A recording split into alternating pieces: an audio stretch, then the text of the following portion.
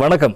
மற்றொரு மக்கள் சேவை நிகழ்ச்சியோடாக உங்கள் அனைவரையும் சந்திப்பதின் மகிழ்ச்சி. வளமை போன்று இன்றைய தினமும் மக்கள் சேவை நிகழ்ச்சியில் மக்களுக்கு மிகவும் தேவையான ஒரு முக்கியமான விடயம் தொடர்பில் பேசுவதற்கு நாங்கள் தயாராக இருக்கிறோம். நீரின்றி அமையாது உலகு என்று கூறுவார்கள். எனவே உலகை பொறுத்தவரைக்கும் நீர் என்பது மிக முக்கியமான அடிப்படை விடயமாக இருக்கிறது. எனவே உலகம் நீரால் ஆனது. கிட்டத்தட்ட 73% கடலால் சூழப்பட்ட பூமி. எனவே இவ்வாறு இருக்கையில் இந்த நீரினுடைய முக்கியத்துவம் மிக மிக அதிக அளவில் பேசப்படுகின்ற ஒரு காலப்பகுதி. இப்போ இலங்கையை பொறுத்தவரைக்கும் கடுமையான வெப்பநிலை, நீரினுடைய தேவை தொடர்பில் அதிக மக்கள் சிந்திக்கின்ற ஒரு காலப்பகுதி என்பதால் இந்த இலங்கையில் காணப்படுகின்ற இந்த நீர் தொடர்பான விடயங்கள் அல்லது நீரின் தேவை, அதற்கு எவ்வாறான செயற்பாடுகள் மேற்கொள்ளப்படுகிறது, மக்களிடம் நீரை கொண்டு வந்து சேர்க்கும் நடவடிக்கையில் எவ்வாறான விடயங்கள் பயன்படுத்தப்படுகிறது, அதற்கு எப்படியான நிறுவனங்கள் செயற்பட்டு கொண்டிருக்கின்றன, இது தொடர்பான பல விடயங்கள் தொடர்பில் மக்களுக்கு இருக்கின்ற, உங்களுக்கு வீட்டுக்கு வருகின்ற அந்த நீர் எப்படி வருகிறது, அந்த நீரில் காணப்படுகின்ற விடயங்கள் என்னென்ன, அதை எவ்வாறு ஆய்வு செய்யலாம், அது தொடர்பான பல்வேறு சந்தேகங்கள் மற்றும் பிரச்சனைகளுக்கான ஒரு தீர்வையும் உங்களுக்கு ஒரு தெளிவை வழங்குகின்ற ஒரு முக்கியமான நிகழ்ச்சியாக இன்றைய மக்கள் சேவை நிகழ்ச்சியை நாங்கள் வடிவமைத்திருக்கிறோம். அந்த அடிப்படையில் தான் இலங்கையை பொறுத்தவரைக்கும் நீர் வளம் அதிகம் காணப்படுகின்ற ஒரு நாடு. எனவே அந்த நீர் வளத்தை நாங்கள் எவ்வாறு முகாமைத்துவம் செய்து கொள்கிறோம், அதனை எவ்வாறு பயன்படுத்துகிறோம், அதற்கான தொழில்நுட்பங்கள் இருக்கிறதா, இல்லை என்று அதை எவ்வாறு பெற்றுக்கொள்வது போன்ற பல்வேறு கேள்விகள் இருக்கிறது. எனவே அவ்வாறு இலங்கையில் காணப்படுகின்ற நீர் வளத்தினை முகாமைத்துவம் செய்வதற்காக இலங்கை சீன அரசாங்கம் ஒன்றாக இணைந்து ஸ்தாபித்த ஒரு நிலையம் தொடர்பான அவர்கள் செய்கின்ற சேவைகள் தொடர்பாக பேசுகின்ற ஒரு நிகழ்ச்சியாக இன்றைய மக்கள் சேவை நிகழ்ச்சி காணப்பட போகிறது. அடிப்படையில் குறிப்பாக நீர்வளங்கள், தோட்ட உட்கட்டமைப்பு வசதிகள் அபிவிருத்தி அமைச்சினுடைய அந்த அமைச்சின் கீழ் இயங்குகின்ற சீன இலங்கை கூட்டு ஆராய்ச்சி முன்மாதிரி நிலையத்தினுடைய செயற்பாடுகள் தொடர்பாக நாங்கள் பேசவிருக்கிறோம். இன்றைய தினம் அந்த நிலையம் சார்பாக 2 அதிகாரிகள் வந்திருக்கிறார்கள். நாங்கள் அவர்களை அறிமுகப்படுத்தலாம். அந்த அடிப்படையில் நீர்வளங்கள் மற்றும் தோட்ட உட்கட்டமைப்பு வசதிகள் அபிவிருத்தி அமைச்சினுடைய மேலதிக செயலாளர், அபிவிருத்தி பிரிவினுடைய மேலதிக செயலாளர் திரு ACM நஃபீல் அவர்கள் வந்திருக்கிறார். அதே போல இந்த சீன இலங்கை கூட்டு ஆராய்ச்சி முன்மாதிரி நிலையத்தினுடைய ஆய்வு பொறியியலாளர் ஜமில் அவர்கள் வந்திருக்கிறார். இருவருக்கும் வசந்தம் டிவியினுடைய வணக்கங்கள். வணக்கம் பிரசன்னா. ஆமாம், அந்த அடிப்படையில் நாங்கள் ஆரம்பத்தில் கூறியது போன்று இலங்கையில் காணப்படுகின்ற இந்த நீர் வளம் தொடர்பான விடயத்தை முகாமைத்துவம் செய்வதற்காக கடந்த 2015ஆம் ஆண்டு சீன இலங்கை அரசாங்கங்களூடாக மேற்கொள்ளப்பட்ட ஒப்பந்தத்தினூடாக அமைக்கப்பட்ட நிறுவனமாக இந்த சீன இலங்கை கூட்டு ஆராய்ச்சி முன்மாதிரி நிலையம் காணப்படுகிறது. அந்த நிலையம் தொடர்பாக ஒரு என்ன விடயங்களை அவர்கள் செய்கிறார்கள், எதற்காக நிலையம் ஸ்தாபிக்கப்பட்ட தொடர்பான விடயங்கள் சற்று விளங்கப்படுத்த வேண்டும். நன்றி பிரசன்னா, இந்த கேள்வி எங்களிடம் கேட்டதுக்காக. முதலாவதாக இந்த நிலையம் சம்பந்தமாக விளங்கப்படுத்துவதற்கு முன்னால் இந்த நாட்டினுடைய குடிநீர் தேவை சம்பந்தமாக சிறிது உங்களோடு கலந்துரையாடலாம் என்று நான் நினைக்கிறேன். நாங்கள் எல்லோரும் நினைத்து கொண்டிருக்கின்றோம் நாங்கள் நீரினால் நிறைந்து நிரம்பி வழிகின்ற ஒரு நாடு என்று. ஆனால் நிலைமை அவ்வாறல்ல. நீங்கள் பார்க்கலாம், நம்மளுடைய உலர் வலய பகுதிகளுக்கு நாங்கள் போய் பார்க்கின்ற சந்தர்ப்பத்தில் இன்னும் குடிநீரின்றி மக்கள் கஷ்டப்பட்டு கொண்டிருக்கின்ற ஒரு சூழ்நிலையை காணலாம். இதே சந்தர்ப்பத்திலே இந்த நாட்டிலே வருடாந்தம் 2000 மில்லிமீட்டர் அளவான மழை வீழ்ச்சி பதிவாகி கொண்டிருக்கின்றது. அந்த மழை வீழ்ச்சியினூடாக கிடைக்கப்பெறுகின்ற நீரை நாங்கள் முழுமையான அளவு பயன்படுத்துகின்றோமா என்பது சம்பந்தமாகவும் எங்களுக்கிடையே ஒரு பெரிய கேள்வி ஒன்று இருக்கின்றது. இவை எல்லாவற்றையும் கருத்தில் கொண்டு பார்க்கின்ற பொழுது எங்களுக்கு இந்த நீர் தொழில்நுட்பம் சம்பந்தமாக ஒரு தற்காலத்துக்கு மிகவும் பொருந்தக்கூடிய வகையில் இந்த நீரை முகாமைத்துவம் செய்து நவீன தொழில்நுட்பங்களின் ஊடாக அந்த நீரை பருகக்கூடிய நிலைமைக்கு கொண்டு வருவதற்காக வேண்டிய நிறைய ஆய்வுகள், பரிசோதனைகள் செய்ய வேண்டிய ஒரு தேவை இருக்கின்றது.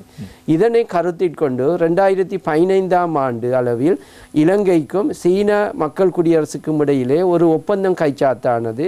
இந்த ஒப்பந்தத்தின் அடிப்படையிலே நீங்கள் ஏற்கனவே குறிப்பிட்ட அந்த நிறுவனம் தாவிக்கப்பட்டது. இந்த நிறுவனம் தாவிக்கப்படுகின்ற சந்தர்ப்பத்திலே 5 நோக்கங்கள் முன்னுரிமைப்படுத்தப்பட்டிருந்தது.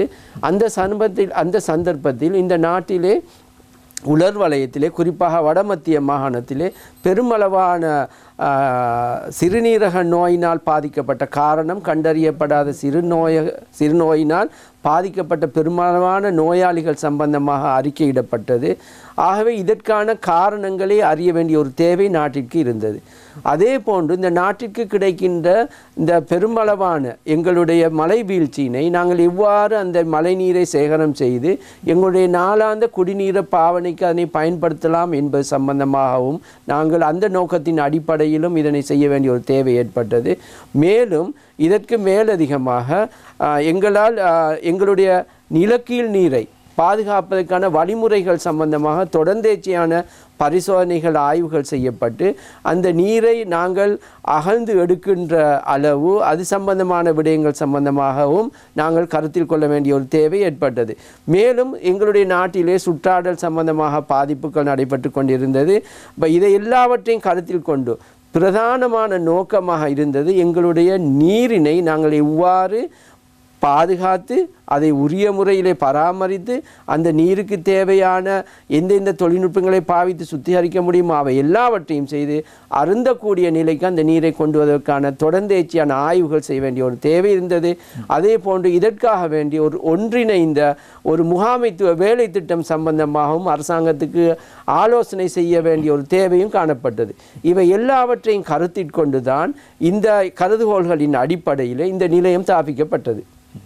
இதற்காக வேண்டி ஏறக்குறைய இலங்கை ரூபாவின் பெறுமதியிலே 3 பில்லியன் ரூபா, ஏறக்குறைய 3000 மில்லியன் ரூபா சீன மக்கள் குடியரசினால் இலங்கைக்கு நன்கொடையாக வழங்கப்பட்டது. அதே போன்று எங்களுடைய கவுண்டர் பார்ட் ஃபண்ட் மூலமும் ஏறக்குறைய 700 மில்லியன் ரூபாய்கள் செலவழிக்கப்பட்டு இந்த நிறுவனம் 2020ஆம் ஆண்டு அளவிலே முழுமையாக இயங்கக்கூடிய அளவுக்கு தாவிக்கப்பட்டு இப்பொழுது நடைமுறைப்படுத்தப்பட்டு கொண்டு வருகின்றது. நீங்கள் கூறியது போன்று அந்த 5 விடயங்களை அடிப்படையாக வைத்து நிறுவனம் ஸ்தாபிக்கப்பட்டதாக கூறியிருந்தீர்கள். எனவே இந்த 5 விடயங்களையும் தெரிவு செய்வதற்கான காரணம் தேவை எப்படி உருவாகிறது இலங்கையில்? ஏற்கனவே நாங்கள் தேசிய நீர் வழங்கல் வடிகாலமைப்பு சபையினால் வழங்கப்பட்டு கொண்டிருக்கின்ற கவர் பண்ணப்பட்டிருக்கின்ற எங்களுடைய மொத்த சனத்தொகையிலே ஒரு அரைவாசிக்கும் குறைந்த அளவான மக்களுக்கு தான் குடிநீர் வழங்கப்பட்டு கொண்டிருந்தது. ஆகவே எங்களுக்கு 2030ஆம் ஆண்டு அளவிலே சஸ்டைனபிள் டெவலப்மெண்ட் கோல்ஸ் ஐக்கிய நாடுகள் சபையினால் இலங்கை அரசாங்கம் ஏந்துகொள்ளப்பட்ட அடிப்படையில் 30ஆம் ஆண்டு அளவில் இலங்கையிலே வசிக்கின்ற சகல மக்களுக்கும் பாதுகாப்பான குடிநீரை வழங்க வேண்டிய ஒரு பொறுப்பு கடமைப்பாடு அரசாங்கத்துக்கு வந்தது. ஆகவே அதிகளவான முதலீடுகள் இந்த துறைக்கு நாங்கள் செய்ய வேண்டிய ஒரு தேவை ஏற்பட்டது. அதே போன்று மேலதிகமான நீர் மூலங்கள் சம்பந்தமாக கண்டறியப்பட வேண்டிய தேவை ஒன்று இருந்தது. அதே நேரத்தில் ஒரு பேர்னிங் இஷ்யூவாக காணப்பட்ட அந்த சிறுநீரக காரணம் கண்டறியப்படாத சிறுநீரக பாதிப்பினால் பாதிக்கப்பட்ட மக்களுடைய அந்த பரம்பல் விகிதம் அதிகரித்து கொண்டு சென்றது. இவை எல்லாவற்றையும் சேர்த்து ஒன்றிணைத்து நாங்கள் ஒரு தீர்வை காணக்கூடிய ஒரு நோக்கிலே இந்த நாட்டிலே இருக்கின்ற ஆராய்ச்சியாளர்களுக்கும் அதே போன்று இந்த பிராந்தியத்திலே இருக்கின்ற நீர் சம்பந்தமான ஆராய்ச்சிகளை மேற்கொள்ளக்கூடியவர்களுக்கு வசதிகளையும் வாய்ப்புகளையும் அளிக்கக்கூடிய வகையிலே இந்த நிறுவனத்தை கட்டமைத்து அதே நேரத்திலே மிக நவீன உபகரணங்களை கொண்டு இந்த நிறுவனம் ஸ்தாபிக்கப்பட்டு இந்த வசதிகள் எல்லோருக்கும் கிடைக்கக்கூடிய வகையிலே வழங்கப்பட்டு கொண்டிருக்கின்றது. அதே போல ஆய்வு பொறியியலாளர் திரு ஜமீல் அவர்களிடம் ஒரு கேள்வி இருக்கிறது. குறிப்பாக இவர் கூறியது போன்று 5 அடிப்படை விடயங்களை மையப்படுத்தி நிறுவனம் அமைக்கப்பட்டது, அதனூடாக வேலை திட்டங்கள் பல முன்னெடுக்கப்படுகின்றன என பல்வேறு விடயங்கள் இருக்கிறது. ஆனால் இந்த நிறுவனம் அல்லது நிலையம் சம்பந்தமாக மக்கள் மத்தியில் எவ்வாறு நிலைப்பாடு காணப்படுகிறது? மக்கள் மத்தியில் இந்த நிறுவனம் சென்றிருக்கிறதா அல்லது அதன் பெருமை தொடர்பாக மக்கள் உணர்ந்திருக்கிறார்களா? நிகழ்ச்சிக்குள் பிரவேசிப்பதற்கு சிறந்த ஒரு கேள்வி என நினைக்கிறேன். மக்கள் மத்தியில் இதன் தேவை உணரப்பட்டிருக்கு என்று தான் கூற வேண்டும். மேலதிக செயலாளர் கூறியது போல இந்த ப்ரொஜெக்ட், இந்த செயற்திட்டம் இந்த நாட்டுக்கு வருவதற்கான பல காரணங்களை அவர் கூறினார். அதன் அடிப்படையில் எங்களுக்கு தெரியும், தற்காலத்தில் 2018 மேற்கொள்ளப்பட்ட ஒரு முடிவின்படி, கனடாவில் செய்யப்பட்ட ஒரு ஆராய்ச்சியின்படி, இலங்கை நாடானது கிளைமேட் சேஞ்சில் எஃபெக்ட் பண்ணப்படுகின்ற நாடுகளில் 2வது இடத்தை பிடித்திருந்தது. அதே போல் 2019 அது அடுத்த வருடம் இலங்கை அதில் 6வது இடம் பெற்றிருக்கின்றது. எனவே கிளைமேட் சேஞ்ச் என்று சொல்வது அதற்கு முக்கிய காரணம் நீர். எனவே இதன் தாக்கம் நாங்கள் உணர்கிறோம். நாங்கள் நெடிய காலங்களுக்கு நீர் பற்றாக்குறை உணர்கிறோம். அதே போல் குறுகிய காலத்தினுள் அதிக மழை வீழ்ச்சியை எதிர்கொள்கிறோம். இது கிளைமேட் சேஞ்ச். இது மாதிரி விடயங்களை எதிர்கொள்வதற்காக ஆக முக்கியமாக அதை நோக்கமாக கொண்டு உருவாக்கப்பட்ட ஒரு நிறுவனம் தான் இந்த நிறுவனம். அதே போல் எங்களுக்கு தெரியும் 1990களின் ஆரம்பங்களில் இலங்கையில் ட்ரை ஜோன்ஸில் இலங்கையில் உலர் வலயங்களில் ஒரு புதியதொரு நோய் அறிமுகப்படுத்தப்படுகின்றது. அதாவது காரணம் கண்டறியப்படாத CKD என்று சொல்வோம், chronic kidney disease for unknown etiology. unknown சொல்வது காரணம் கண்டறியப்படாத ஒரு நோய், அதாவது சிறுநீரக நோய் கண்டறியப்படுகின்றது. இதால் பாதிக்கப்பட்ட மக்கள் எடுத்து நோக்கின்ற போது அவர்கள் விவசாயிகளாகவும் 30 வயது முதல் 60 வயதுக்கு இடைப்பட்டவர்களாகவும் காணப்படுகிறார்கள். அந்த விடயங்களோடு ஒப்பிட்டு பார்க்க நேரம் இவர்கள் உலர் வலயங்களில் காணப்படுவதால் ஒரு ஹைப்போதசிஸ், CKD-யில் ஹைப்போதசிஸ் என்று சொல்வார்கள், ஒரு ஹைப்போதசிஸ் வருது, நீர் என்பது இதற்கு ஒரு காரணமாக அமையலாம் என்று. அதன் அடிப்படையில் நீருக்கு இதற்கும் டைரக்ட் சம்பந்தம் இருக்கிறதா என்பதை ஆராய்வதற்காகவும் இதன் பிரதான நோக்கமாக கொண்டு இது ஆராயப்படுகிறது. உங்களுடைய கேள்விக்கு நான் வருகிறேன், இது மக்களிடத்தில் எந்த அளவு போய் சேர்ந்திருக்கிறது என்பது. எங்களோட இந்த நிறுவனத்தின் பேரிலே நாம் குறிப்பிட்டிருக்கிறோம், கூட்டு ஆராய்ச்சி முன்மாதிரி நிறுவனம். அப்ப இங்கு நடக்கிற விடயம் என்னவென்று சொன்னால், ஆராய்ச்சி நடக்கிறது, பரிசோதனை நடக்கிறது. ஆராய்ச்சி எதற்கு நடக்கிறது என்று சொன்னால், ஆராய்ச்சி நடப்பதற்கான காரணம் CKD-க்கான ஹைப்போதீசிஸில் கண்டுபிடிப்பது மாத்திரம் அல்லாமல், CKD-க்கான ஹைப்போதீசிஸ் கண்டுபிடிப்பது மாத்திரம் அல்லாமல் அதற்கு அப்பாற்பட்ட ஒரு பரந்த ஒரு ஏரியாவில், பரந்த ஒரு பரப்பில் இது ஆராய்ச்சி மேற்கொள்ளப்படுகின்றது. அதாவது மக்களுக்கு நீரின் மூலமாக ஏற்படக்கூடிய சமூக பிரச்சினை, சுகாதார பிரச்சினை, அதே போல் சூழல் பிரச்சனை என்பவற்றை அடிப்படையாக கொண்டு இங்கு ஆராய்ச்சிகள் மேற்கொள்ளப்படுகிறது. அதே போல் அதுக்குரிய டெஸ்டிங்ஸ், அதுக்குரிய எக்யூப்மெண்ட்ஸ், அதற்குரிய பரிசோதனை உபகரணங்கள் கிட்டத்தட்ட 1.5 பில்லியன் ரூபாய் பெறுமதியான 1.5 பில்லியன் ரூபாய் பெறுமதியான மிகவும் ஹை அண்ட் எக்யூப்மெண்ட்ஸ் எங்களுடைய இந்த நிறுவனத்தில் காணப்படுகிறது. சென்ற வருடம் நாங்கள் கிட்டத்தட்ட 5000 சாம்பிள்ஸ் நாங்கள் டெஸ்ட் பண்ணியிருக்கிறோம். இதில் 2000 சாம்பிள்ஸ் கிட்டத்தட்ட ஆராய்ச்சிக்காக செய்யப்பட்ட பரிசோதனைகள், 3000 சாம்பிள்ஸ் நாங்கள் பொதுமக்களிடமிருந்து பெற்றுக்கொண்ட சாம்பிள்ஸ். அது எனக்கு மிகவும் சந்தோஷமாக இருக்கிற இந்த இடத்தில் கூறுவதற்கு. 3000 சாம்பிள்ஸ் எங்களுக்கு கிராமப்புறங்களிலிருந்தும் புறநகர் பகுதிகளிலிருந்து வந்த சாம்பிள்ஸ். இந்த நிகழ்ச்சியோட பிரதான நோக்கம் என்னவென்று சொன்னால், இது மாதிரி இப்படியான ஒரு சேவை, மக்கள் சேவை நிகழ்ச்சி மூலம் எங்களுக்கு கொண்டு போய் சேர்க்க வேண்டும். இப்படியான ஒரு சேவை இவ்வாறான நிறுவனத்தில் வழங்கப்படுகிறது என்பதை சமூகத்துக்கு எடுத்து காட்டுவது எங்களுக்கு இந்த இடத்தில் மிகவும் பிரயோஜனமாக இருக்குன்னு நினைக்கிறேன். நீங்கள் கூறியது போன்று, அதாவது ஒவ்வொரு கிராம பகுதியிலிருந்து அதிகளவான நீர் மாதிரிகளை பெற்றுக்கொண்ட ஒரு விடயம் என்று கூறினீர்கள். இப்போது சில வேளைகள் மலையக பகுதிகளாக இருக்கலாம் அல்லது வேறு பகுதிகளாக இருக்கலாம், மக்கள் இந்த ஊற்று நீரை அல்லது தங்களுக்கு கிடைக்கின்ற நீரை நேரடியாக பயன்படுத்துகின்ற ஒரு நிலைமை காணப்படுகிறது.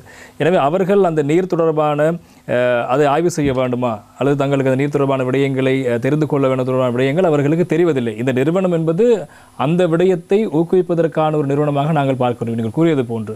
எனவே அந்த பகுதிகளில் இப்படியாக தங்களுக்கு நினைத்த இடத்திலிருந்து நீரை எடுக்கின்ற மக்களுக்கு நீரை அவர்கள் சுத்திகரிப்பு நீரை அல்லது இந்த நீர் குடிக்கிறதுக்கு உகந்த நீரா என்பதை தெரிந்து கொள்வதற்கு எப்படியாக உங்களை அணுக வேண்டும்? ஆம், சிறந்தொரு கேள்வி. ஆம், நாங்கள் இதற்கான சில வழிமுறைகளை வகுத்து வைத்திருக்கிறோம். முதலாவதாக எங்களுக்கு நாங்கள் வெப்சைட் உண்டு, ஒரு மென்பொருள் ஒன்றை தயாரித்து வைத்திருக்கோம். மொபைல் ஆப்பில் நீங்கள் JRDC கஸ்டமர் என்று சொல்லி மொபைல் ஆப்பில் டவுன்லோட் பண்ணலாம். அது தவிர வெப்சைட் ஒன்று நம்ம தயாரித்து வைத்திருக்கிறோம், JRDC என்று சொல்லி. அதில் நீங்கள் உங்களுடைய சாம்பிள்ஸை எவ்வாறு அனுப்ப வேண்டும், எந்த வகையில் அதை தயார் செய்து அனுப்ப வேண்டும் என்பது பற்றிய விளக்கங்களை நாங்கள் கொடுத்திருக்கிறோம். எனவே இலங்கையின் எந்த பகுதியில் இருக்கின்ற மக்களும் தங்களுடைய நீர் மாதிரிகளை, வாட்டர் சாம்பிள்ஸை இந்த இடத்துக்கு வந்து தர வேண்டிய தேவையில்லை. அவர்கள் இருக்கின்ற இடத்திலிருந்து எங்களை தொடர்பு கொண்டு அந்த சாம்பிள்ஸை எங்களுக்கு அனுப்பி பரிசோதனை செய்த பின்பு அவர்களுக்கு அதன் முடிவுகளை அனுப்புவதற்குரிய சிஸ்டம்ஸ், அதுக்குரிய மெத்தட்ஸை நாங்கள் செய்து இருக்கிறோம். கிளை காரியாலயம் எதுவும் அப்படி இருக்கிறதா தொடர்பு கொள்ள வேண்டிய? நேரடியாக தொடர்பு கொள்ளலாம். நாங்கள் தற்காலத்தில் நாங்கள் அனைவரும் வெப்சைட், ஃபோன்ஸ் யூஸ் பண்ணுகிறோம். இன்னொரு விடயத்தையும் நான் கூறிக்கொள்ள விரும்புகிறேன். இலங்கையிலே எங்களுடைய செயலாளர் மினிஸ்ட்ரி செயலாளரின் அறிவுறுத்தலுக்கு அமைய தற்போதைய டெஸ்டிங் ரேட்ஸ், அதாவது பரிசோதனை ரேட்ஸ் கட்டணம் பரிசோதனை கட்டணம் ஒரு குறைந்த கட்டணத்துக்கு நாங்கள் எங்களுடைய ஆபரேஷன் மெயின்டெனன்ஸ் காஸ்ட்டை மாத்திரம் கவர் பண்ணி கொண்டு ஒரு சேவையாக இதை வழங்குகிறோம். எந்த அளவு காலம் பிடிக்கும் ஒரு மாதிரி பரிசோதனை பெற்றுக்கொள்ள, அதனுடைய அறிக்கையை பெற்றுக்கொள்வதற்கு? சாதாரணமாக எங்களுக்கு ஒரு 3 கிழமை நீங்கள் அனுப்புகின்ற நீர் மாதிரியின் எதை பரிசோதிக்க வேண்டும் என்பதை பொறுத்து அது மாறுபடும். சாதாரணமாக ஆன் அவரேஜ் எங்களுக்கு 3 கிழமைகளில் அதற்குரிய பதிலை அனுப்பலாம். பிரசன்னா, நான் இவ்விடத்தில் ஒரு விஷயத்தை கூடுதலாக சேர்க்க விரும்புகிறேன்.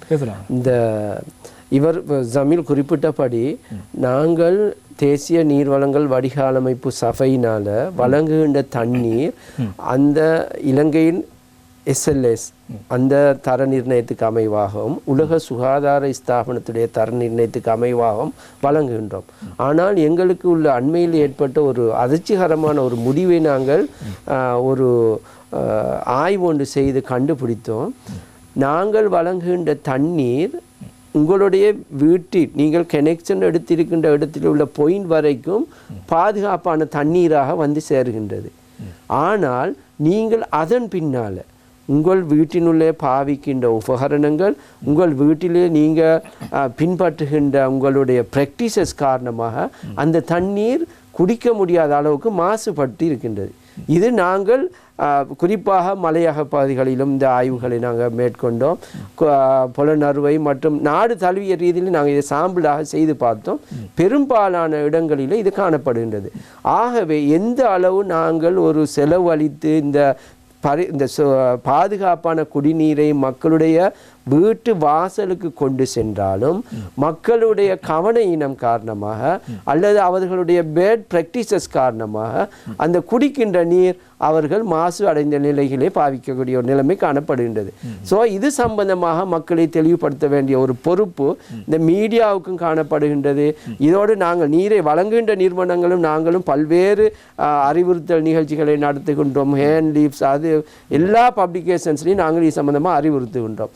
ஆகவே மக்கள் இது சம்பந்தமாக விழிப்புணர்வு வழங்க வேண்டும். இந்த இடத்துல நீங்கள் கேட்டீர்கள், ஓடைகளிலே நீரூற்றுகளிலே இருந்து மக்கள் தண்ணீரை தற்பொழுது பாவித்து கொண்டிருக்கின்றார்கள், அது எந்த அளவு பாதுகாப்பான தண்ணீர் என்று. நான் உங்களிடம் திரும்பி கேட்கின்றேன், நாங்கள் சுத்திகரித்து வீட்டு வாசலுக்கு கொண்டு வந்து சேர்த்த தண்ணீரே பாதுகாப்பு இல்லாத நிலைமையிலே மக்கள் குடிக்கின்ற சந்தர்ப்பத்திலே ஓடையிலேயோ அல்லது நீரூற்றிலேயோ நேரடியாக மக்கள் எந்த பாதுகாப்பு முறைமையையும் பின்பற்றாமல் பாவிக்கின்ற நீர் எந்த அளவு பாதுகாப்பானதாக இருக்கும் என்பதை அவர்களிடமே தீர்மானிப்பதற்கு நாமல் விட்டுவிடுவோம். எனவே இந்த உங்களுடைய நீங்கள் அருந்துகின்ற நீர் சுத்தமானதா என்பதை தெரிவு செய்து அல்லது தெரிந்து கொள்வதற்கு நீங்கள் இவ்வாறு நிறுவனங்களை நாடி நீங்கள் அதனை ஆய்வு செய்து கொள்வது நல்லது என்பதுதான் இதனுடைய சாராம்சமாக இருக்கிறது. கூறுங்க. மக்களிடம் இதன் தேவை பற்றி நீங்கள் கேட்டிருந்தீர்கள். இதற்கு மேலும் சில விஷயங்களை சேர்த்து கொள்ளலாம் என்று நினைக்கிறேன். உங்களுக்கு தெரியும், நாங்கள் நீர் பற்றி மாத்திரம் தான் நீங்கள் கதைத்து கொண்டிருக்கிறோம். நீர் சம்பந்தமாக நாங்கள் குடிநீரை பற்றி மாத்திரமே கதைத்து கொண்டிருக்கிறோம்.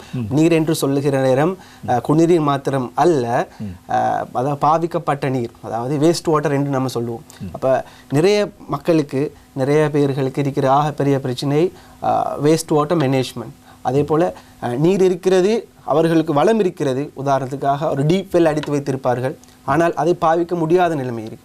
எனவே இந்த JRDC மூலம், இந்த நிறுவனத்தின் மூலம், நாங்கள் JRDCன்னு கூறுவது இந்த நிறுவனத்தின் பேர், JRDC மூலம் நாம் செய்வது என்னவென்று சொன்னால், அவ்வாறான மக்களுக்கு டெக்னிக்கல் அட்வைஸ் மாத்திரமல்லாமல் அவர்களுக்குரிய ப்ரொசஸ் டெவலப்மெண்ட், அதாவது அதை ட்ரீட் பண்ணக்கூடிய மெத்தட்ஸ்களை நாங்கள் வழிவகுத்து அதற்குரிய அட்வைஸ் வழங்கக்கூடிய சேவைகளையும் நாங்கள் வழங்குகிறோம். எனவே அவ்வாறான தேவைகள் இருந்தாலும் தற்பொழுது நாங்கள் 2-3 அவ்வாறான அசைன்மெண்ட்ஸ் நாங்கள் பாரம் எடுத்திருக்கிறோம், அதை செய்து கொண்டிருக்கிறோம். அதே போல் அவ்வாறான பிரச்சனைகள் இருந்தால் அவற்றையும் நாங்கள் முன்னெடுக்கிறோம் என்பதையும் இந்த இடத்தில் குறிப்பிடுகிறேன். ACM நஃபீல் அவரிடம் ஒரு கேள்வி இருக்கிறது. இந்த தொழில்நுட்ப சார்ந்த உதவிகளை வழங்குகின்ற போது நீங்கள் சர்வதேச ரீதியில் எப்படியான தொடர்புகளை வைத்திருக்கிறீர்கள்? இந்த நிறுவனம் சர்வதேச இணைந்து இவ்வாறான செயற்பாடுகளை முன்னெடுக்கிறது?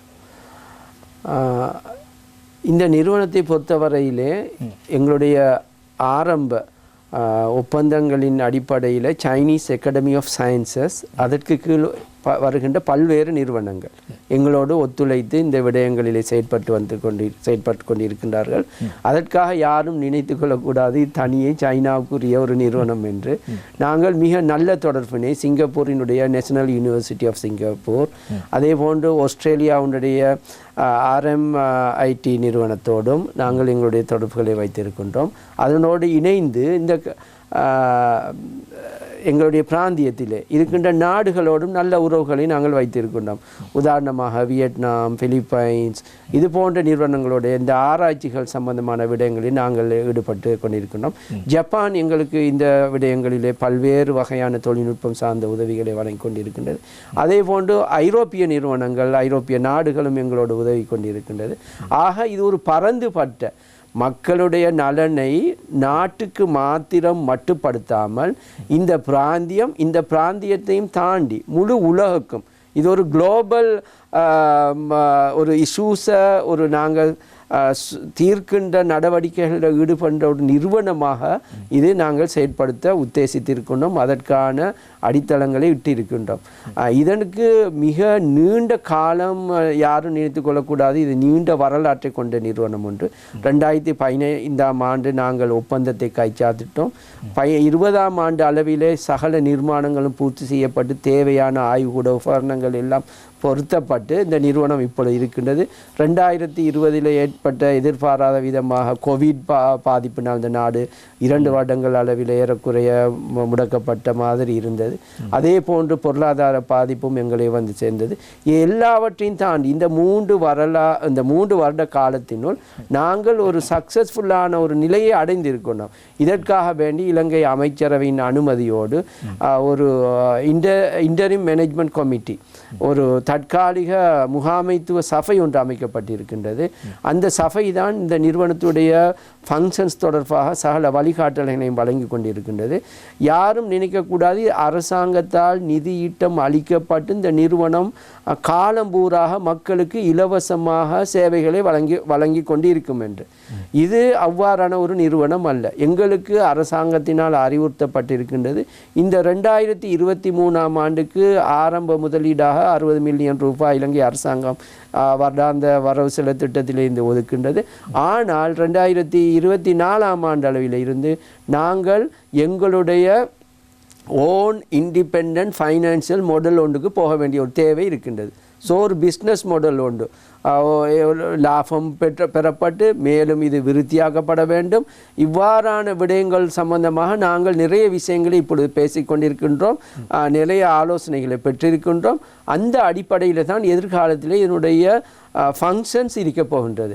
ஸோ இது ஒரு எப்பொழுதும் அரசாங்கத்தை நம்பி அரசாங்கத்துடைய வரவு செலவு திட்டத்தை நம்பி இருக்கின்ற ஒரு நிறுவனமாக காணப்பட முடியாது என்பதுதான் அரசாங்கத்தினுடைய கடுமையான ஒரு வழிகாட்டலாக உத்தரவாக இந்த சந்தர்ப்பத்தில் காணப்படுகின்றது. ஸோ அதற்கு நாங்கள் எங்களை தயார்படுத்துவதற்கான ஆரம்பகட்ட வேலைகளை இப்பொழுது செயற்படுத்தி கொண்டிருக்கின்றோம்.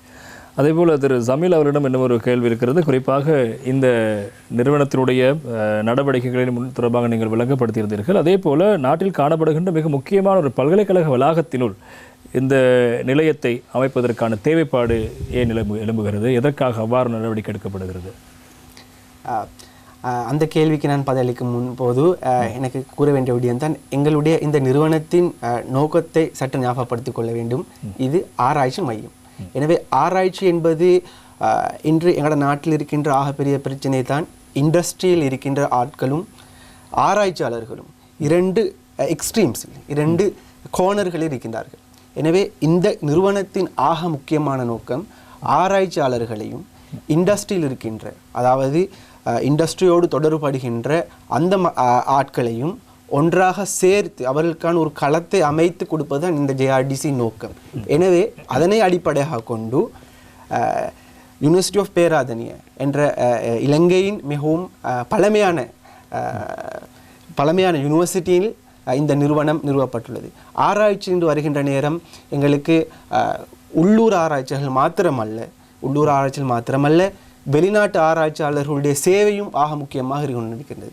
ஆனால் ரிசர்ச் கொலபரேஷன்ஸ் என்று வார நேரம் ரிசர்ச் கலபரேஷன்ஸ் ஏற்படுவது இண்டஸ்ட்ரியோடு ஏற்படுவதை விட யூனிவர்சிட்டிஸோடு ஏற்படுகின்ற ரிசர்ச் கலபரேஷன்ஸ் அதிகம். எனவே அதனை மையமாக கொண்டு யூனிவர்சிட்டி சூழல் வளாகத்தினுள் இவ்வாறான ஒரு நிறுவனத்தை ஒரு இண்டஸ்ட்ரியல் இன்ஸ்டிடியூட்ஸ் ஒன்றை நிறுவுவதன் மூலம் ரிசர்ச் சம்பந்தமான உள்ளூர் மற்றும் வெளிநாட்டு எக்ஸ்பர்டீஸ் இந்த இடத்துக்கு கொண்டு வருவது தான் இதன் முக்கியமான நோக்கமாக இருந்து கொண்டிருக்கின்றது. நாங்கள் தற்பொழுது இதன் முந்தைய கேள்வி அதுக்கு டிரெக்ட் சம்பந்தம் ஒன்றிருக்கிற இந்த கேள்விக்கு உதாரணத்துக்கு நாங்கள் RMIT எடுத்துக்கொண்டோன்னு சொன்னால் தற்பொழுது நாங்கள் அவர்களோடு பேச்சுவார்த்தையில் ஈடுபட்டு கொண்டிருக்கிறோம். இலங்கையில் இருக்கின்ற வாட்டர் சம்பந்தமான ஃபீல்டில் இருக்கின்ற எக்ஸ்பர்ட்ஸ், அதாவது இலங்கையில் வாட்டர் சம்பந்தமாக வேலை செய்து கொண்டிருக்கின்றவர்களுக்கு மேலதிக கல்விக்காக அவர்களுக்கு RMITயில் ஸ்காலர்ஷிப்ஸ் போன்றவற்றை அறிமுகப்படுத்தி எங்களுடைய நிறுவனத்தின் மூலம் அவர்களுக்கு வழங்குவதற்காக தற்போது நாம் கதைத்து கொண்டிருக்கிறோம். அதே போல் NUS national university of Singapore என்ற நிறுவனத்தின் மூலமாக இலங்கைக்கு அவர்களுடைய சேவைகளை, அதாவது நாங்கள் வெபினார்ஸ், சிம்போசியம்ஸ், செமினார்ஸ் போன்றவற்றை அவர்களை கொண்டு வந்து யூனிவர்சிட்டி வளாகத்தினுள் அவர்களை கொண்டு வருவதற்கு மிகவும் இலேசாக இருக்கும். எனவே அவ்வாறான வேலைகளை நாங்கள் செய்து கொண்டிருக்கிறோம். அதற்காகத்தான் பல்கலைக்கழக வளாகம் ஒன்றை தெரிவு செய்து அங்கு அமைக்கப்பட்டது. அடுத்த பிரச்சனை அதுக்கு நான் ஒரு எட் பண்ண வேண்டிய ஒரு தேவை இருக்கின்றது. பேராதனி என்பது அமைவிடம் நாட்டை பொறுத்தவரையில் ஒரு சென்டர் பாயிண்ட், மத்திய நிலையம். அந்த சென்டர் பாயிண்ட்ல இருந்து நாட்டினுடைய எந்த ஒரு பாகத்துக்கும் நாங்கள் சென்று வரக்கூடிய ஒரு வாய்ப்பு வசதி காணப்படுகின்றது மிக குறுகிய ஒரு கால இடைவெளியில். அதே நேரத்தில் இந்த JRDC நிறுவனத்தில் ஒரு ஹை எண்ட் எக்யூப்மெண்ட்ஸ் பொருத்தப்பட்ட ஒரு நடமாடும் ஆய்வு நிலையம் ஒன்று இருக்கின்றது.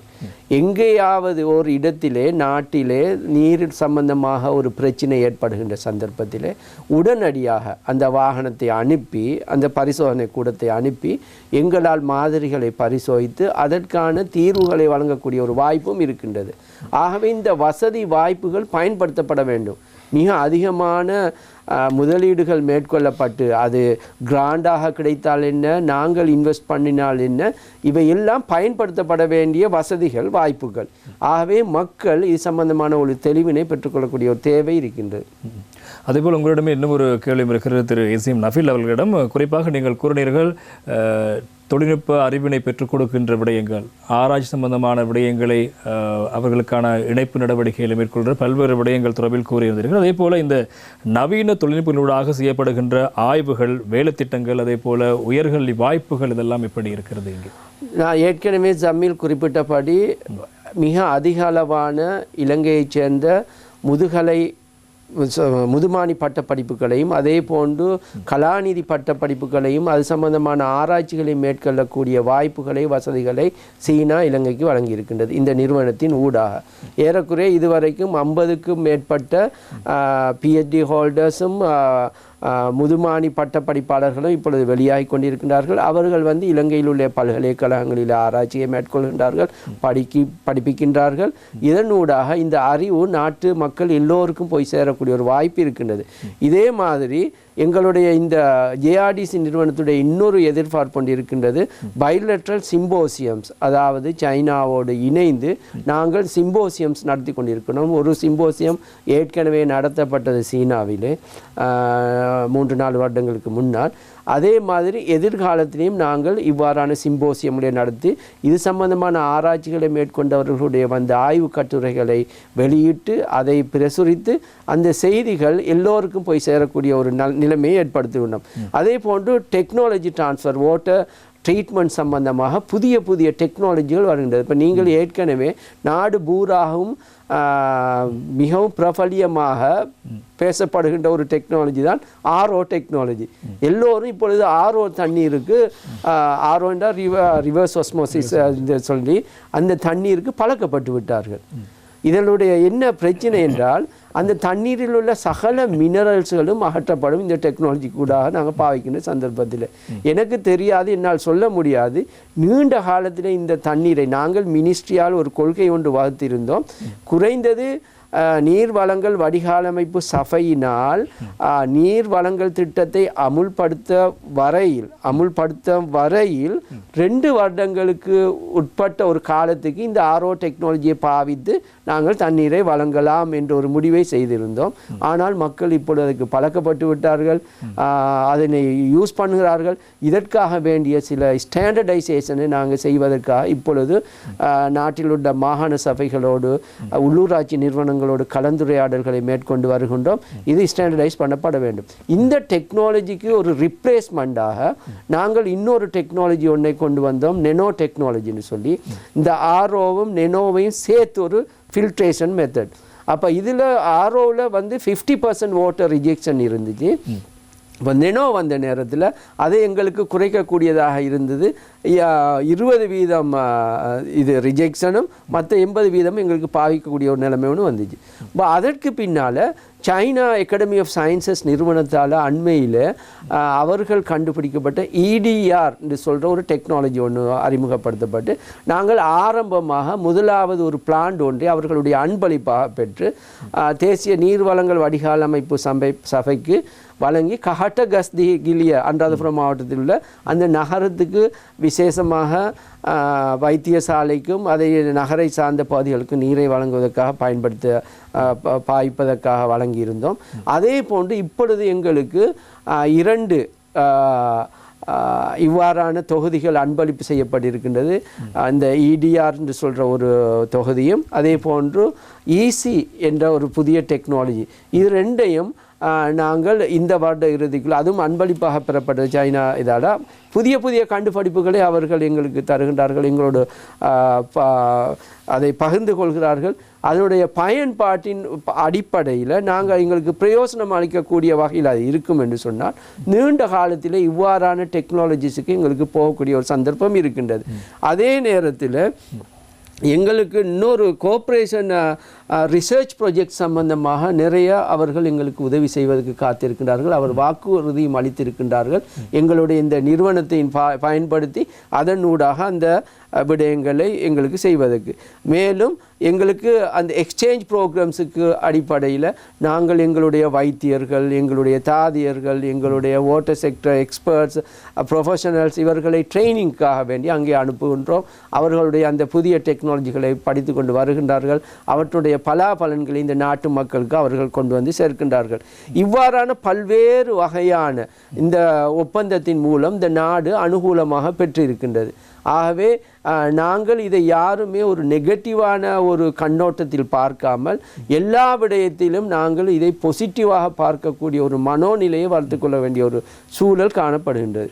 அதே போல் இன்னும் ஒரு கேள்வி உங்களிடம் இருக்கிறது. நீங்கள் கூறினீர்கள் இந்த நிலையமானது இந்த ஆய்வு சம்பந்தமான கற்கைகளை மேற்கொள்கின்றவர்களுக்கான வசதிகளை ஏற்படுது. எவ்வாறானவர்களுக்கு அவ்வாறான ஒரு கற்பதற்கான வசதி ஏற்படுத்தி கொடுக்கப்படும்? எந்த பிரிவில் இருக்க வாய்ப்பு எல்லாருக்கும் சகலருக்கும் கிடைக்குமா என்ற ஒரு கேள்வி இருக்கிறது. அப்படி யாருக்கெல்லாம் கிடைக்க வேண்டி இருக்கின்றவர்கள் என்ன செய்ய வேண்டும் அதற்காக?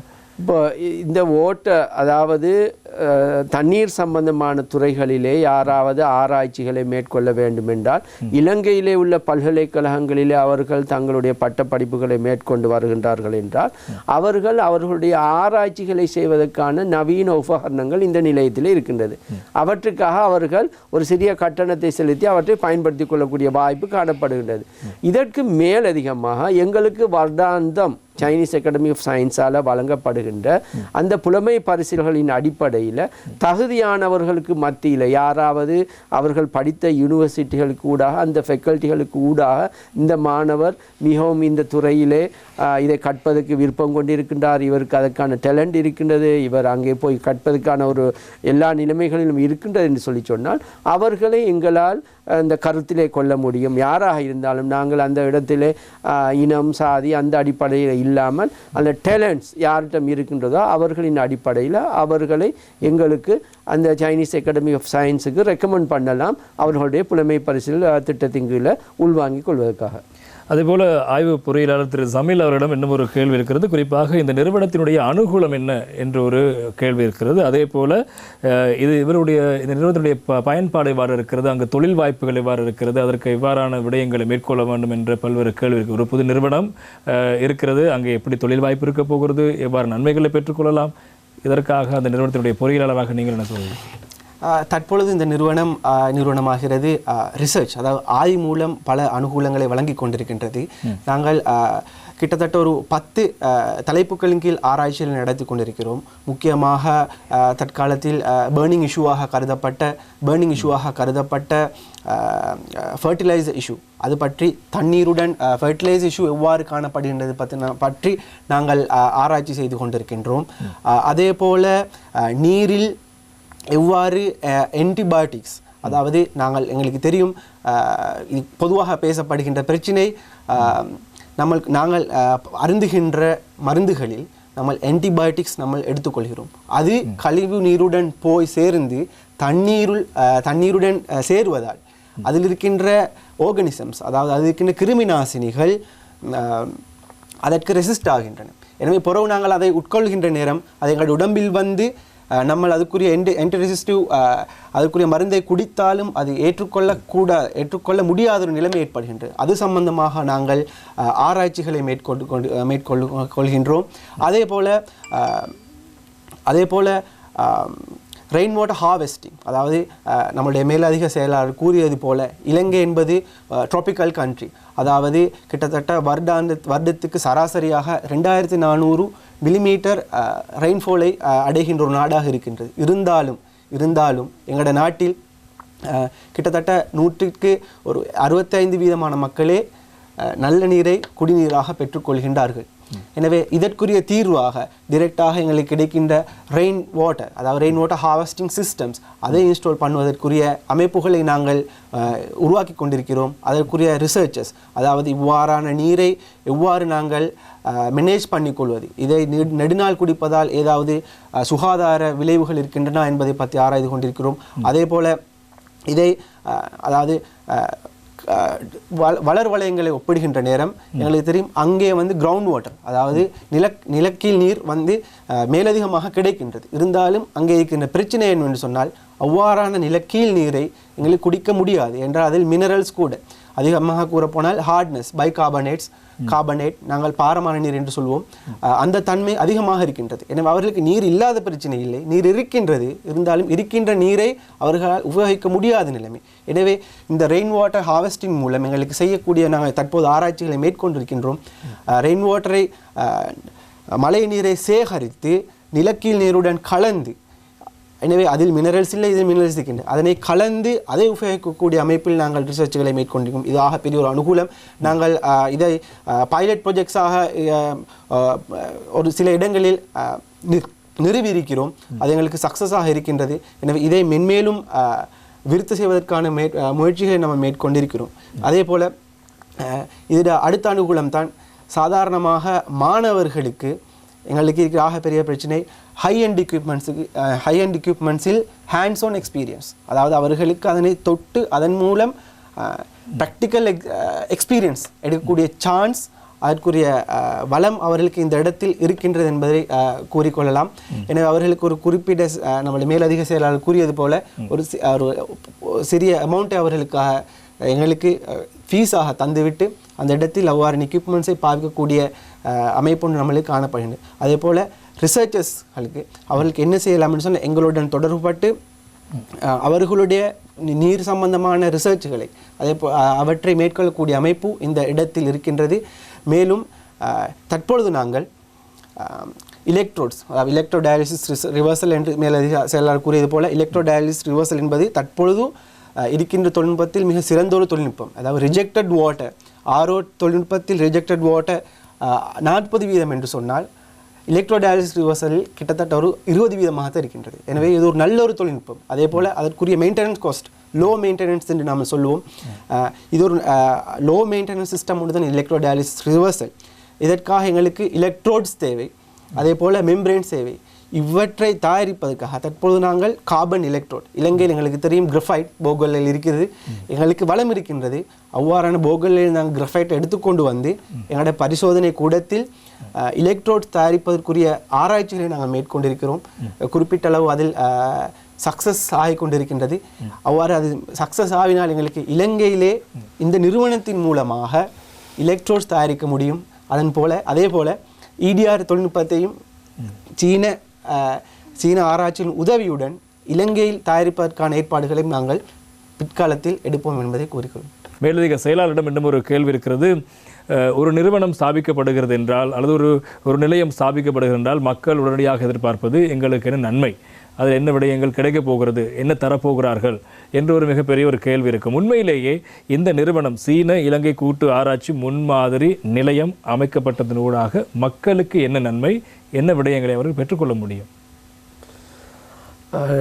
ஏற்கனவே நாங்கள் கதைத்தபடி இந்த நாட்டிலே உள்ள சகல மக்களுக்கும் அரசாங்கம் என்ற வகையிலே 2030ஆம் ஆண்டு அளவிலே பாதுகாப்பான குடிநீரை வழங்க வேண்டிய ஒரு கடப்பாடு இருக்கின்றது. அப்போ அந்த கடப்பாட்டினுடைய பொறுப்பு தற்பொழுது நீர் வளங்கள் அமைச்சின் கீழே வழங்கப்பட்டிருக்கின்றது.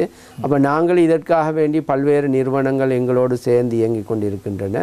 அந்த நிறுவனங்களுக்கு தேவையான தொழில்நுட்ப வசதிகள், அதே போன்று இந்த நாட்டிலே யாரெல்லாம் நீர் வளங்கள் சேவைகளோடு சம்பந்தப்பட்ட உற்பத்தி நடவடிக்கைகளிலே ஈடுபட்டு கொண்டிருக்கிறார்களோ, உதாரணமாக நாங்கள் எடுக்கலாம், இந்த நாட்டிலே குழாய்கள் உற்பத்தி செய்யப்படுகின்றது, அடுத்தது நாங்கள் டெப்ஸ் உற்பத்தி செய்யப்படுகின்றது, இதே போன்று பல்வேறு பொருட்கள் எத்தனையோ வகையான ஈவன் கம்ஸ் கூட இந்த குடிநீர் வளங்களோடு சம்பந்தப்பட்ட விடயங்கள் உற்பத்தி செய்யப்பட்டு கொண்டு இருக்கின்றது.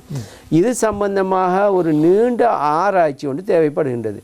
இப்போ நாங்கள் எங்களுடைய இறுதி இலக்கு மக்களுக்கு பாதுகாப்பான குடிநீரை வழங்குவது. அதை வழங்குவோம் என்று சொன்னால் மக்களுடைய நாளாந்த தேவையில் உள்ள ஒரு பெரிய பிரச்சனை ஒன்றுக்கு தீர்வு கண்டதாக ஆகிவிடும். அப்போ அந்த அடிப்படையில் நாங்கள் இங்கே இலங்கை ஆராய்ச்சியாளர்கள், வெளிநாட்டு ஆராய்ச்சியாளர்கள், எங்களோடு சேர்ந்த இந்த பிராந்திய ரீதியில் இருக்கின்ற ஆராய்ச்சியாளர்கள் மேற்கொண்ட ஆராய்ச்சிகள் முடிவுகளின் அடிப்படையில் அந்த முடிவுகளை இந்த நாட்டிலே இருக்கின்ற இண்டஸ்ட்ரீஸோடு நாங்கள் லிங்க் பண்ண போகின்றோம். லிங்க் பண்ணுவதனூடாக அந்த ஆராய்ச்சியின் முடிவுகளின் அடிப்படையிலான உற்பத்தி பொருட்கள் இந்த நாட்டிலே கிடைக்கப் போகின்றது. அப்போ அந்த உற்பத்தி பொருட்கள் எங்களுக்கு கடைசியில் இந்த நாட்டு மக்களுடைய பிரயோசனத்துக்காக வாங்கக்கூடிய வாய்ப்பு ஒன்று இருக்கின்றது. இதுதான் ஒரு ஆராய்ச்சி நிறுவனத்தின் ஊடாக செயற்படுத்தப்படுகின்ற மக்களுக்கு கிடைக்கின்ற ஒரு மிகப்பெரிய ஒரு நன்மை, ஒரு பெனிஃபிட்டாக நாங்கள் காண்கின்றோம். இதைக்கு மாற்றமாக நாங்கள் நாளாந்தம் பெற்றுக்கொள்கின்ற ஏதோ ஒரு சிறிய ஒரு எங்களுக்கு கிடைக்கின்ற உணவு பொதியோ அல்லது இவ்வாறான விடயங்களை நாங்கள் எதிர்பார்த்து இந்த நிறுவனம் அவ்வாறான ஒரு விடயத்தை செய்யும் என்று எதிர்பார்ப்பது என்பது அது அவ்வளவு பொருத்தமான ஒரு விடயமாக இருக்காது. ஆகவேதான் எங்களுடைய இந்த முடிவுகள் சில நேரங்களிலே கண்ணுக்கு விளங்காத வகையிலே எங்களுடைய செயற்பாடுகள் தெரியும், உங்களுக்கு விளங்கலாம் அல்லது நீங்கள் காணலாம். ஆனால் என்றோ ஒரு நாள் இதனுடைய பலன்களை நாங்கள் இந்த நாட்டிலே வாழ்கின்ற எதிர்கால பரம்பரையினர் நிச்சயமாக அனுபவிக்கத்தான் போகின்றார்கள். இந்த நாடும் இந்த பிராந்தியத்திலே பாதுகாப்பான குடிநீரை வழங்குகின்ற ஒரு நாடாக மாறத்தான் போகின்றது. எல்லோருக்கும் பாதுகாப்பான குடிநீர் ஒரு கனவாக இருக்க போவதில்லை, எல்லோரும் அவற்றை பெற்றுக்கொள்ளத்தான் போகின்றார்கள். அதற்கு தேவையான சகல வகையான இந்த ஆராய்ச்சி சம்பந்த பிரச்சனைகளை அடையாளம் காண்டல், பிரச்சனைகளுக்கான தீர்வுகளை காணுதல், பிரச்சனைகளை கண்டறிவதன் ஊடாக புதிய பொருட்களை அறிமுகப்படுத்தல், இவ்வாறான விடயங்களின் ஊடாக நீங்கள் அந்த பலாபலன்களை பெற்றுக்கொள்ளலாம் என்று நாங்கள் நம்புகின்றோம். அதே போல் திரு சமீல் அவரிடம் இன்னும் ஒரு கேள்வி இருக்கிறது. ஆரம்பத்தில் இந்த கலந்துரையாடலுடைய ஆரம்பத்தில் நாங்களுடைய பேசியிருந்தோம். இந்த நிறுவனம் ஸ்தாபிக்கப்பட்டமைக்கு பிரதானமான காரணம் இலங்கையில் காணப்படுகின்ற நீர் தொடர்பான அதனுடன் தொடர்புடைய பிரச்சனைகள் குறித்தான தொழில்நுட்ப ரீதியான உதவிகளை வழங்குவது, ஆராய்ச்சி செய்வது தொடர்பான விடயங்கள். ஆரம்பத்தில் ஒரு விடயம் குறிப்பிட்டோம். வடமத்திய மாகாணத்தில் காணப்படுகின்ற மக்களுக்கான இனங்காணப்படாத நோய் நிலைமை தொடர்பான விடயங்கள் குறித்து கவனமெடுத்தப்பட்டதாக கூறியிருந்தீர்கள். எனவே இந்த நிறுவனத்தினுடைய இந்த ஆராய்ச்சி உட்பட எப்படியான ஆராய்ச்சிகள் இதுவரைக்கும் நிறுவனம் மேற்கொண்டிருக்கிறது, அடுத்து என்ன மாதிரி ஆராய்ச்சிகளை மேற்கொள்ள போகிறது? அந்த கேள்விக்குரிய பதிலை நான் கூறுவதற்கு முன்பு ஒரு விடயத்தை கூறித்தான் இந்த கேள்விக்குரிய ஆன்சரை நான் சொல்ல வேண்டும். இந்த நிறுவனமானது சீன அரசாங்கத்தின் one belt one road initiative அதன் மூலமாக வழங்கப்பட்ட ப்ரொஜெக்டுகளில் சிறந்தொரு ப்ரொஜெக்டாக அடையாளம் காணப்பட்டிருக்கின்றது. எனவே சவுத் ஏசியாவில் தெற்காசியாவில் சிறந்த ஒரு வாட்டர் ரிசர்ச் இன்ஸ்டிடியூட்டாக இது சைனீஸ் அகாடமி ஆஃப் சயின்சஸ் மூலம் அவர்கள் மூலம் இது அடையாளப்படுத்தப்பட்டிருக்கின்றது. அவர்களின் கடந்த 5 வருடத்துக்குள் அவர்களால் இம்ப்ளிமெண்ட் பண்ணப்பட்ட ப்ரொஜெக்டுகளில் சிறந்த ப்ரொஜெக்டுகளில் ஒன்றாக இது அடையாளப்படுத்தப்பட்டிருக்கின்றது. அதன் மூலமாக இலங்கையிலிருந்து நாங்கள் முன்பு கதைத்தது போல இலங்கையிலிருந்து அவர்கள் உள்வாங்கிக் கொள்ளும் மாணவர்கள் அவர்களுடைய மேற்படிப்புக்காக உள்வாங்கிக் கொள்ளும் மாஸ்டர்ஸ் PhD போன்ற கற்கைஞர்களுக்காக சைனீஸ் அகாடமி ஆஃப் சயின்சஸுக்கு அவர்கள் இலங்கையிலிருந்து மாணவர்கள் உள்வாங்கிக் கொள்கின்றார்கள். அந்த மாணவர்கள் மூலம் நீங்கள் சொன்ன அந்த கேள்விக்கான பதில் இப்போ தான் வருகின்றது. அந்த மாணவர்கள் மூலம் சென்ட்ரல், நார்த் சென்ட்ரல், ஊவா இந்த பிரதேசங்களில் தான் CKDU என்ற இந்த நோய் பரவலாக அடையாளம் காணப்பட்டிருக்கின்றது. இந்த ஏரியாக்களில் அதற்குரிய ஸ்பெசிஃபிக் ரிசர்ச் டாபிக்ஸ் அடையாளப்படுத்தப்பட்டு அவர்களால் எங்களுடைய நாட்டு ரிசர்ச்சர்ஸும் அவர்களுடைய நாட்டு ரிசர்ச்சர்ஸும் ஒன்றிணைந்து நாங்கள் தற்பொழுது கிட்டத்தட்ட ஒரு 15 ரிசர்ச் டாபிக்ஸ் அடையாளப்படுத்தப்பட்டு செயற்படுத்தப்பட்டு கொண்டிருக்கின்றன. அதில் கிட்டத்தட்ட ஒரு 5 ரிசர்ச் பப்ளிஷ் பண்ணப்பட்டு நல்ல இண்டெக்ஸ் பெறப்பட்டுள்ளது. அதில் பல ஐ ஓப்பனிங் ரிசல்ட்ஸ் எங்களுக்கு கிடைத்திருக்கின்றது. அது ஒரு விடயம். அதே போல் நான் முன்னு சொன்னது போல் ஆன்டிபயோட்டிக் ரெசிஸ்டிவ் ஜீன்ஸ் அது சம்பந்தமாக ரிசர்ச், அடுத்தது ஃபர்டிலைசர் இஷ்யூ மூலம் நீரில் ஏற்படுகின்ற தாக்கம், இது மாதிரி ரிசர்ச்சஸ்களும் எங்களுடைய இந்த நிறுவனத்தில் தற்பொழுது நடைபெற்று கொண்டிருக்கின்றது. ஆமாம், இன்றைய மக்கள் சேவை நிகழ்ச்சியில் நாங்கள் ஒரு முக்கியமான விடயம் தொடர்பில் பேசிக் கொண்டிருந்தோம். அதாவது இலங்கையில் காணப்படுகின்ற நீர் வளங்கள் எந்த மட்டத்தில் இருக்கிறது, அதனுடைய தொழில்நுட்ப தேவை எந்த அளவு இருக்கிறது, அதனை எவ்வாறு கொண்டு வர வேண்டும், ஆய்வுகள் எந்த மட்டத்தில் மேற்கொள்ளப்பட வேண்டும், ஆய்வுகள் மேற்கொள்ளப்பட வேண்டுமாக இருந்தால் அதற்கு எப்படியான உதவிகள் தேவை, இந்த விடயங்கள் தொடர்பாக நாங்கள் பேசிக் கொண்டிருந்தோம். எனவே இந்த நான் கூறிய அனைத்து விடயங்களையும் ஒன்றாக இணைந்து மேற்கொள்கின்ற ஒரு நிறுவனமாக சீன இலங்கை கூட்டு ஆராய்ச்சி முன்மாதிரி நிலையம் அமைக்கப்பட்டிருக்கிறது. எனவே இந்த நிறுவனம் என்னென்ன விடயங்களை செய்து கொண்டிருக்கிறது, இதுவரை என்னென்ன செய்திருக்கிறது, இனிமேல் என்ன செய்ய போகிறது, இதனூடாக மக்களுக்கு கிடைக்கும் நன்மைகள் என்ன, இலங்கை கிடைக்கும் நன்மைகள் என்ன உள்ளிட்ட பல விடயங்கள் தொடர்பில் நாங்கள் இன்று பேசியிருந்தோம். எனவே இந்த நிறுவனம் சார்பாக நிகழ்ச்சிக்கு வருகை தந்து பல்வேறு விடயங்களை வழங்கியிருந்தார்கள். குறிப்பாக நீர்வளங்கள், தோட்ட உட்கடமை வசதிகள் அபிவிருத்தி அமைச்சினுடைய அபிவிருத்தி பிரிவு மேலதிக செயலாளர் திரு ACM நஃபீல் அவர்களும், அதே போல சீன இலங்கை கூட்டு ஆராய்ச்சி முன்மாதிரி நிலையத்தினுடைய ஆய்வு பொறியியலாளர் திரு ஜமில் ஆகிய இருவரும் நிகழ்ச்சிக்கு வருகை தந்து தங்களுடைய அந்த நிறுவனம் மற்றும் அதனுடைய செயற்பாடுகள் தொடர்பாக பல்வேறு விளக்கங்களை வழங்கியிருந்தார்கள். அவர்களுக்கு வசந்தம் டிவியினுடைய மக்கள் சேவை நிகழ்ச்சி சார்பாக எங்களுடைய நன்றிகளை தெரிவித்துக் கொள்கின்றோம். நன்றி இருவருக்கு. நன்றி பிரசன்னா. இதேபோல இன்னும் ஒரு முக்கியமான நிகழ்ச்சியோடு முக்கியமான தலைப்போடு உங்களை சந்திக்கும் வரை விடைபெறும் நான் உங்கள் பிரசன்னா. வணக்கம்.